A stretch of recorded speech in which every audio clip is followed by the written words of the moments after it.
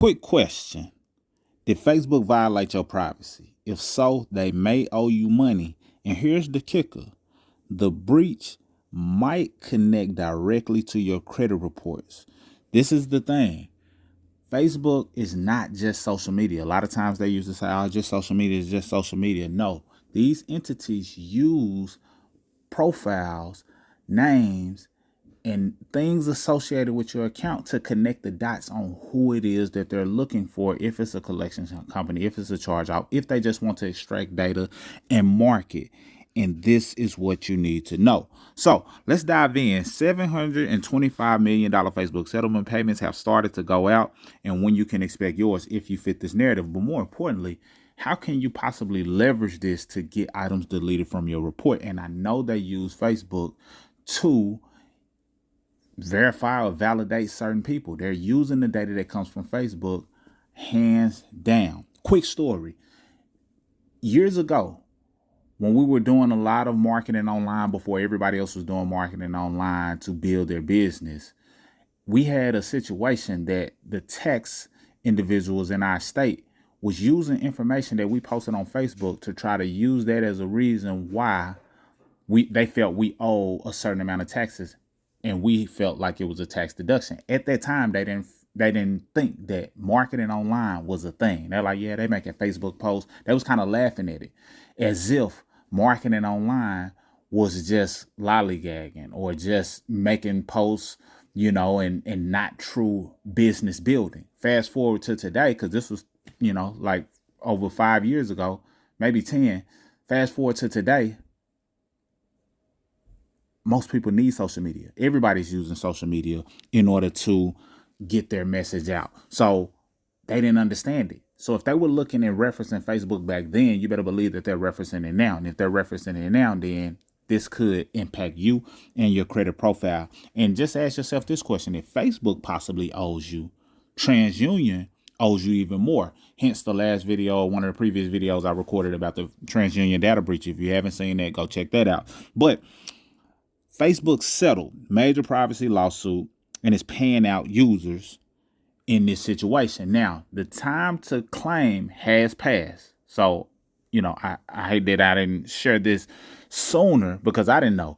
But the time to claim has passed, but you may still be entitled to something, and you may still be able to leverage this information, because if a company shares or misuses your private data under the GLBA, that's your homework, go look that up, they may have triggered an FCRA violation. And many times an FCRA violation can lead to compensation. We teach people in our private community how they can follow the steps in order to see if they may be entitled to up to $2,500 due to a FCRA violation. So just kind of understand that, and understand that it's not just about a few bucks from Facebook. It's about establishing a pattern of consumer data abuse that coincides with your credit report.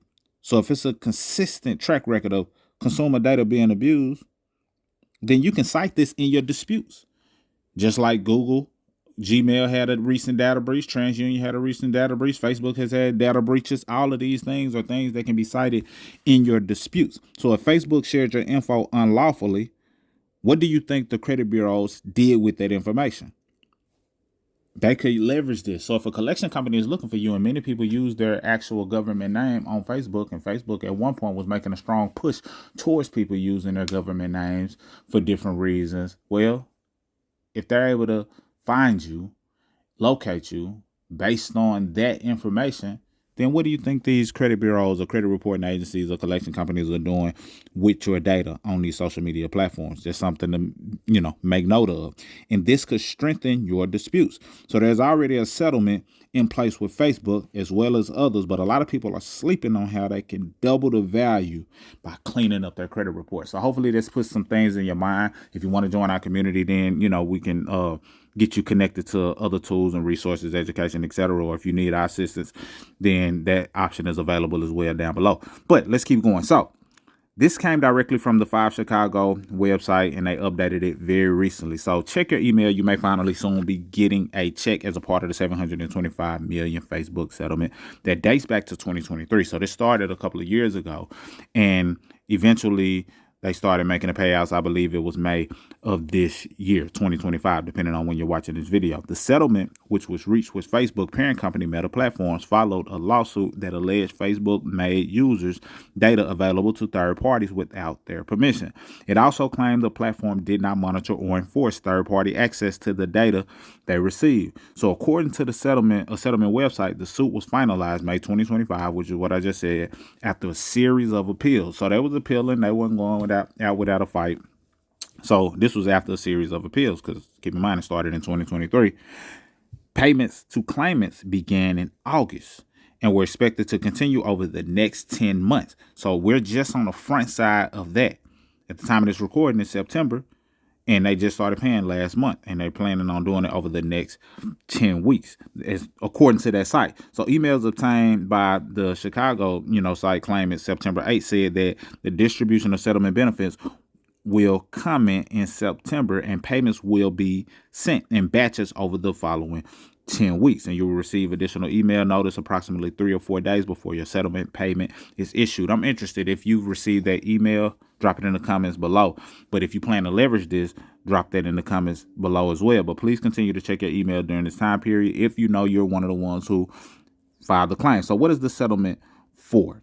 The settlement was reached with Facebook's parent company Meta Platforms following a lawsuit which alleged Facebook made users' data available to third parties without the permission and claimed the platform did not monitor or enforce third-party access to data they received.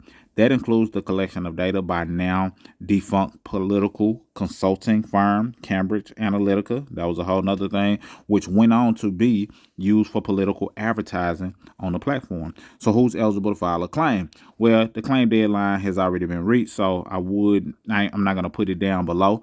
But anybody who was using Facebook at any point between May 24, 2007, which I've been on Facebook for a very, very long time, all the way to 2022, was eligible to file a claim. I can't remember if I did a couple of years ago. I remember hearing about it.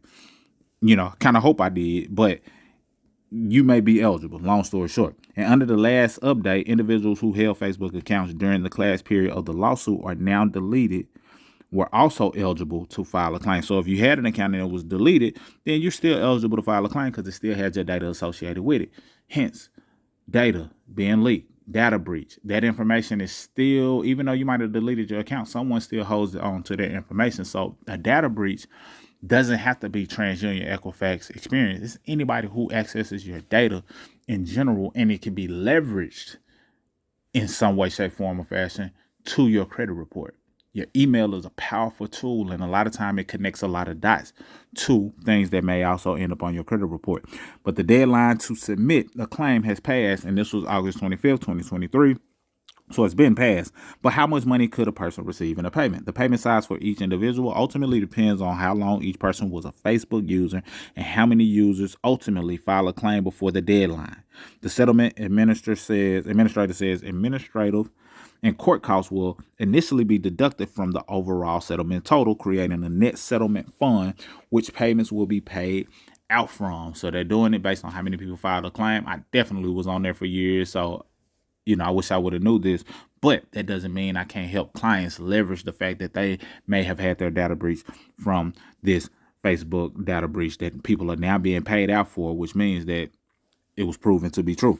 So the amount each claimant receives will then be determined by the length of Facebook usage and the number of overall claimants. Each eligible claimant will be assigned 1 point for each month they had an activated Facebook account during that window. Once the total number of claimants and their points have been determined, along with the total settlement fund amount, each person will then receive a designated amount multiplied by their total number of points. So the longer you've been on there, then the more you'll likely be compensated in conjunction to how many people actually filed a claim. But what do you do from here? Well, from here, you understand the fact that Facebook has breached your data.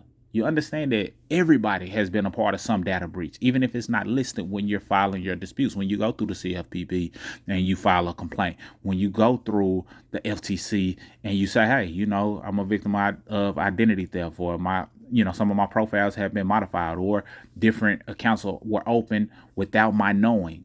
all of these things tie into the possibility of a data breach making your information available. And now that available information puts your profile at risk.